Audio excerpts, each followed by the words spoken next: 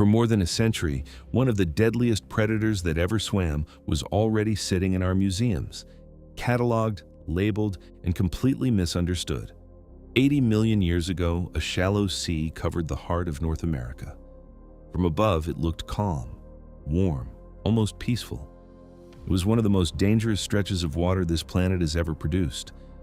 We think of the ocean as a place where size means safety. Grow big enough, and the hunting stops. In this sea, that logic broke down. Here, being big didn't make you safe. It made you worth killing. The giants in these waters weren't sitting safely at the top of the food chain. They were targets. And that pressure did something strange to the animals caught inside it. It didn't just fill the water with predators, it started shaping them into weapons. Over time, the prey grew harder to catch, faster, better armored, better at fighting back. And the hunters had to answer in kind. This wasn't a food chain, it was an arms race, running for millions of years beneath a calm blue surface. What kind of ocean builds a predator like this? To understand the hunter, you first have to understand what it was hunting. Because the prey in this sea were not helpless. Some wrapped themselves in coiled, stone-hard shells, sealing their soft bodies behind a wall of armor. Others gave up armor entirely and bet everything on speed, moving in fast, flickering schools that scattered at the first sign of a threat. Others simply hid, in deep water, in darkness, in numbers so large that no single hunter could take them all. Each of these defenses was a problem posed to the predators. Armor asks a question. How do you cut through a shield? Speed asks another. How do you catch something quicker than you are? And numbers ask a third. How do you strike before the whole school vanishes? The answers came written in bone. To crack armor, you need teeth that don't merely puncture, but slice, and jaws strong enough to hold and crush while your prey fights for its life. To catch speed, you can't rely on a long chase. You have to become an ambush, a sudden explosive strike out of nowhere, and to matter at all in a sea this crowded with hunters, you needed to be bigger and better armed than the predator swimming right beside you. Because in this ocean, your deadliest rival wasn't always your prey. Sometimes it was another one of your own kind. For millions of years, this relentless pressure pushed the ocean's great reptilian hunters, the mosasaurs, into more and more extreme forms. Longer bodies, heavier jaws, teeth shaped for specific kinds of killing. And around 80 million years ago, in the warm water over what is now Texas, that pressure produced something remarkable. An animal that would then hide in plain sight for more than a century before anyone truly understood what they were looking at. In 2026, a team of researchers finally gave that animal a name of its own, Tylosaurus rex. Yes, that name is deliberate, but the reason it earns it has almost nothing to do with the dinosaur. A giant mosasaur, described from fossils recovered in northern Texas, some of them now held at the Perot Museum in Dallas, from rock roughly 80 million years old. Most were smaller, but the largest known individuals may have reached up to about 43 feet, about the length of a school bus, placing it among the largest marine predators of its entire world. But size is where most sea monster stories begin and end. This one is different, because the most interesting thing about Tylosaurus rex isn't how big it was. It's what its body reveals about the ocean that made it. This was not a random giant that simply grew large by luck. It reads more like an answer. Every part of it, the teeth, the jaws, the neck, the sheer scale, looks like a response to a specific set of threats. To really understand this animal, you don't start with the creature, you start with the pressure, and the pressure had been building for a very, very long time. There's one more thing that makes Tylosaurus rex extraordinary. It almost went unnoticed entirely. For most of the time this fossil material existed in human hands, no one saw it as anything new. Much of it had been known for years, sitting in museum collections under a name that science already had, Tylosaurus proriger, a large mosasaur that had been on the books for a very long time. One of these specimens, nicknamed Bunker, had been pulled from the Kansas chalk back in 1911 and would spend most of the century that followed in storage under the wrong name. In other words, the monster had already been found. It was just wearing the wrong name. When researchers returned to the material and looked again, carefully with fresh eyes and modern methods, the details stopped adding up. The proportions were off, certain features didn't quite match, and the teeth in particular told a different story. This wasn't simply an unusually large Tylosaurus proriser. The evidence pointed to something distinct enough to stand on its own as a separate species. This is the part of paleontology that rarely makes it into the story we tell ourselves. Discovery isn't always a dramatic dig in some remote desert. Sometimes the animal has been standing in a museum hall the entire time, waiting patiently for someone to ask the right question. One of the most dangerous predators in that ancient sea spent its second life on display, mislabeled, overlooked, until the evidence finally forced a second look. And once scientists understood what they actually had, the anatomy began to make a different kind of sense, because this was a body built for one thing. And if you enjoy stories like this, ancient oceans, forgotten predators, and the fossils that change what we thought we knew, consider subscribing. Because the deeper we look into prehistory, the stranger the ocean becomes. Start with the teeth. The teeth of Tylosaurus rex were serrated. That single detail changes everything. A smooth, cone-shaped tooth is a spike.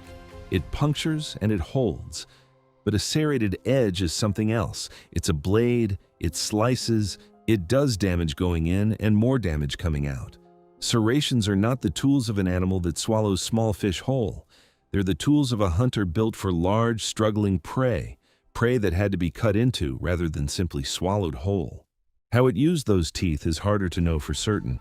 For an animal more than 30 feet long, this was not a body built for endless high-speed chases across open water. Like other giant mosasaurs, it was probably better suited to sudden attacks than to long pursuits. Researchers often reconstruct large mosasaurs as ambush hunters, animals built for a short, powerful burst rather than an extended chase, driven by a long, muscular tail, using their paddle-like flippers to steer and position the body rather than for raw speed. We can only reconstruct how it moved, but what it was armed with is written directly into the skull. The jaws of Tylosaurus rex were built to deliver force and to withstand it. This is the strongest evidence the animal itself gives us.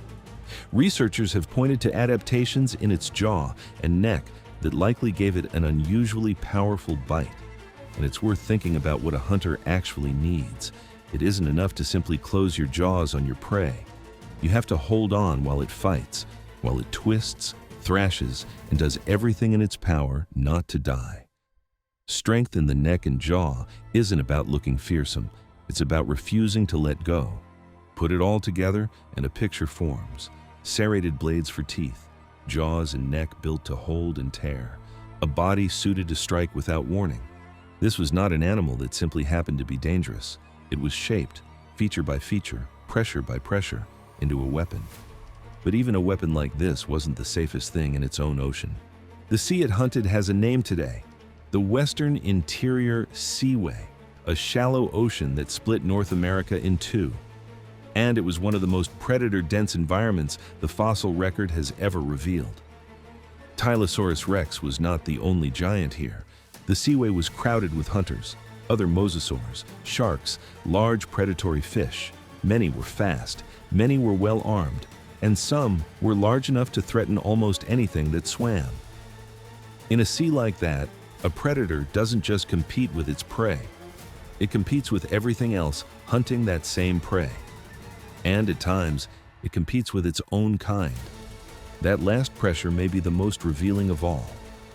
There is one fossil, nicknamed the Black Knight, that makes this story darker.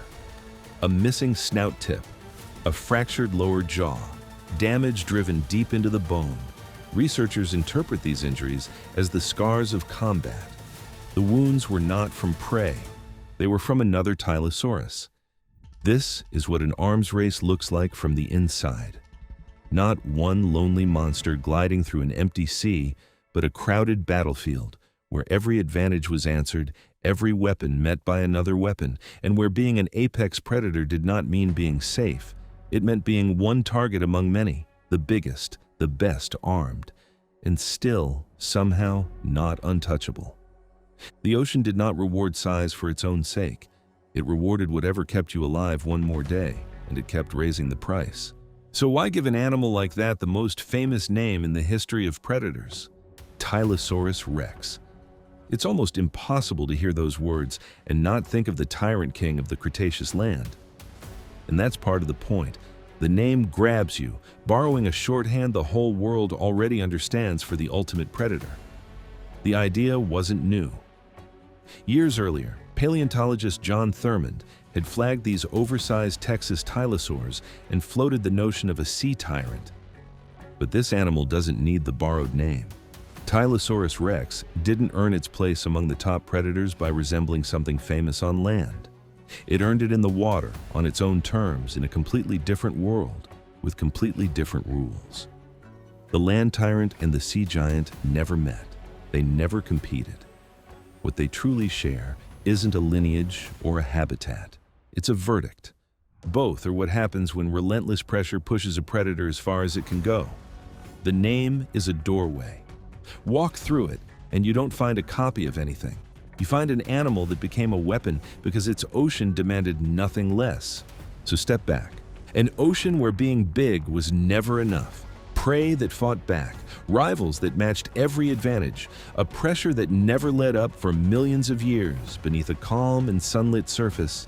And out of it, again and again, came predators rebuilt piece by piece into tools for killing. Tylosaurus rex is one of the clearest examples we have of what that pressure could create.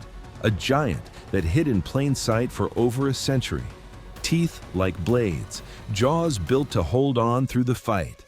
Not terrifying because it carried a famous name. Terrifying because of what it reveals. Because it was never really built to kill everything. It was built by an ocean where everything was fighting to survive. This was never a story about a single monster. It's a story about a place that made monsters necessary. The ocean did not just contain its predators, it built them, and Tylosaurus rex may be one of the clearest answers it ever gave. If you enjoyed this story, consider subscribing. And keep watching to explore another mystery from the ancient ocean.